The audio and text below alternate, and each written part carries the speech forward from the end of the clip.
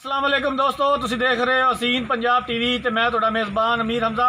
दोस्तों सब तो पहले अपने चैनल हसीन पंजाब टीवी नूं करो सबसक्राइब ते नाल ही लगे बैल आइकन का बटन दबाओ ताकि साड़ी हर आने वाली नई वीडियो तुहाडे तक आसानी नाल पहुँच सके और तुसी वो वीडियो देखो। सब तो पहले दोस्तों अज असीं हसीन पंजाब टीवी ते एक मझ सेल की है। इस मझ की वीडियो मैं 30 तरीक नूं अपलोड की सी। मेरा कैमरामैन जनाब तुहानूं मझ दिखांदा लोड होंदी, बल्कि लोड हो गई है।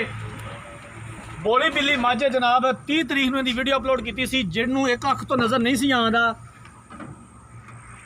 सज्जी साइड तो जनाब इनू नज़र नहीं सी आंदा। कैमरामैन साहब नेड़े हो के तसल्ली नाल दिखाया जे।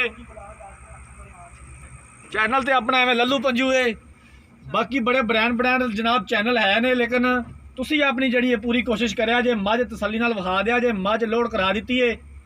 अगली साइड तो भी आ गए जनाब, मझ का मूँह विखा दिया जे, मूँह मत्था विखा दिओ।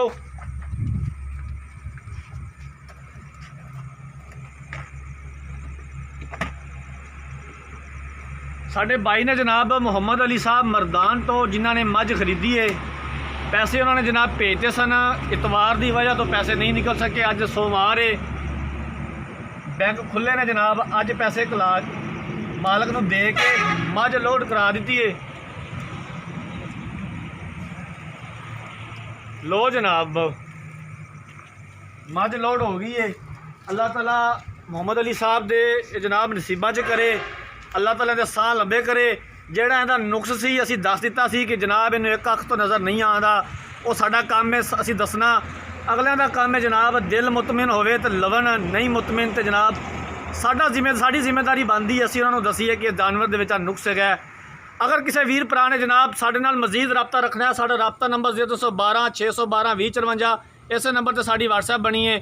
उम्मीद करने साडी अज वाली वीडियो पसंद आई होगी। अगर साडी अज वाली वीडियो पसंद आई है, वीडियो लाइक तो शेयर ज़रूर करना है। अगली वीडियो तक अपने मेज़बान अमीर हमजा नूं दो इजाज़त। अल्लाह हाफिज़।